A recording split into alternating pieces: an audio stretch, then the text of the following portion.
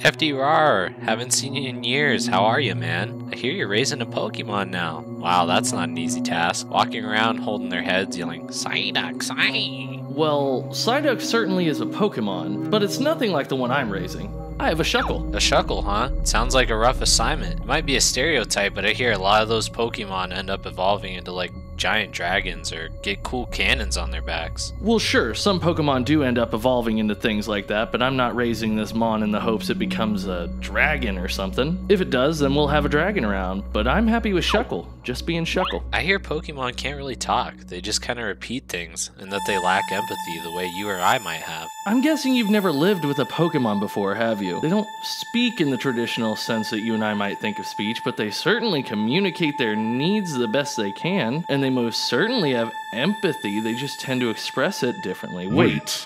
Are you one of those characters I designed to be a sloppy stand-in at the beginning of a video? Team Rocket's blasting off again!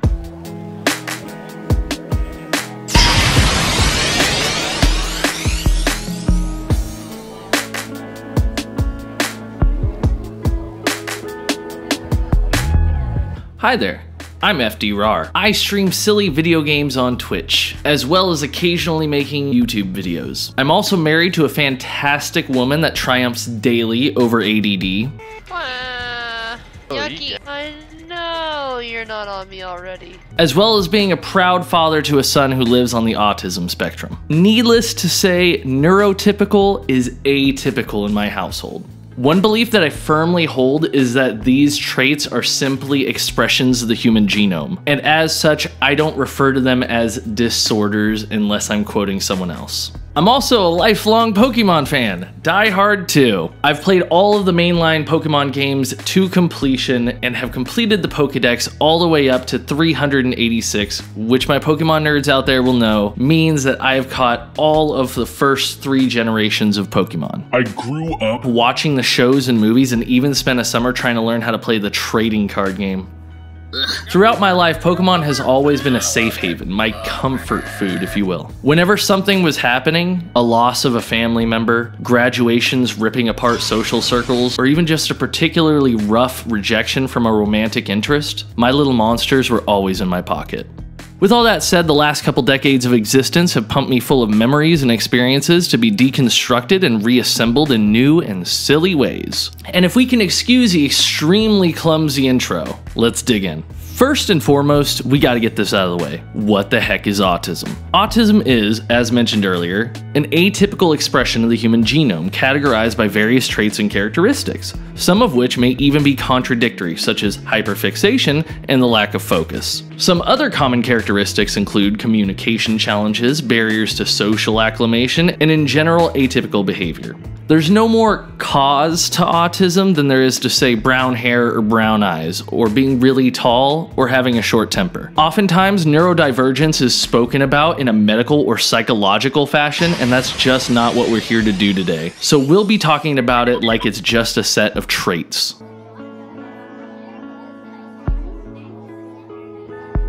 Pokémon is a multimedia franchise created by a man named Satoshi Tajiri. The game itself revolves around the protagonist acting as an amateur biologist at the request of a creepy old professor and getting whisked away into all kinds of wacky adventures, such as the Indigo League or Team Rocket's mischief. The main focus of the game will be less about the coding or structure of said game, but more about the framework that the game encourages you to adopt and how that may relate to the understanding in a non-medical, non-psychological, but human sense of the neurodivergent. In the Pokemon franchise, much emphasis is placed on the idea of evolution. That is, the creature you see before you may change in unimaginable ways, to gain or lose attributes, to transform into something new and unique. These evolutions happen by chance in the wild, but happen more consistently and frequently within training regimens. The comparison here would be for anyone who has ever read a parenting book aimed at the parents of children on the autism spectrum, that sometimes things just work out, and sometimes they don't.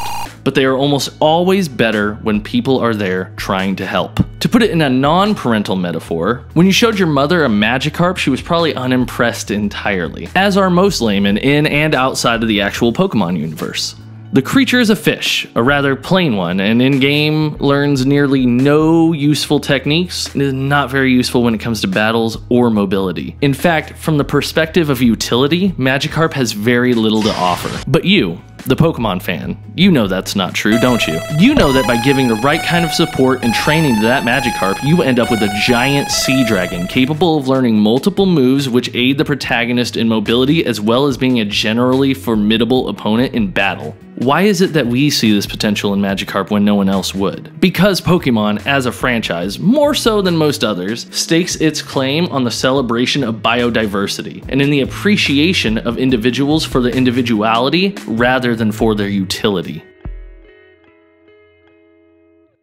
Many pieces of media have characters that can be read as stand-ins for the neurodivergent, from the Wild Thornberry's Donnie to Station from Bill and Ted. While the representation may be coded in the text, it's usually at least there to be found. Pokemon flips the script on this, and I can think of no better example than in episode 14 of the anime, wherein the main character pits his Pikachu against his opponent's Raichu. Raichu, being an evolved form of Pikachu, is presumed to be superior in every way. He certainly hits harder in battle. When the battle is lost, Ash, in desperately seeking solutions, posits that Pikachu might want to evolve to face this battle. Pikachu effectively communicates its desire to remain a Pikachu, and the team is left to find another path to victory that requires more understanding of Pikachu and Raichu as two full and separate forms of the same thing than it does brute force or combat tactics. This thread can be found all throughout the Pokemon franchise and is indeed a baked-in concept from the creation. Series creator Satoshi Tajiri was given the nickname Dr. Bug as a child for his love of solitary bug collecting, the appreciation and categorization of the world's many forms of expression. Satoshi would go on to create a gaming magazine as well as a few non-Pokemon games before beginning work on Pokemon in the early 1990s. Though Pokemon is only rivaled within the Nintendo company by things like The Legend of Zelda or Super Mario, it was mostly developed as an indie game and was even released on the Game Boy just 2 years before the Game Boy Color was released, putting it towards the end of the console's life cycle, which is usually a death sentence for a franchise. So for any kid who grew up kind of a loner, solitude being a common trait associated with autism, or maybe felt like they were putting their efforts into something no one else really cared about, hyperfixation being a common trait associated with autism, we got to see this success story in ourselves as we take our starter Pokemon and evolve it into a Titan,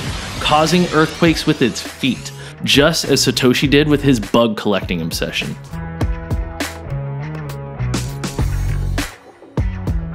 Finally, I would like to talk about one trait of autism I have a lot of personal experience with: communication challenges. If the point hasn't been made abundantly clear, people with neurodivergence are, as neurotypical people also are, wildly varied in nature, and some are geniuses, some not so much. Some have trouble with this, some excel at that. Just like Pokemon, Lapras's amazing ability to swim does not devalue Pidgeot's remarkable flight. But almost all Pokemon, with the exception of very few, suffer from communication challenges with humans. However, in the Pokemon universe, this is not lamented over as it is in our world. It's just more of an accepted difference, a variation. Pokemon are not presumed to be incapable of complex thought, and in fact, the bond between the anime's main character Ash and the series mascot Pikachu is wildly encouraging of children to look for forms of communication that might not be considered conventional. That is to say, the Pokemon anime encouraged us to think of communication challenges as differences in modes of expression, rather than considering it a disorder or disability of one or the other party.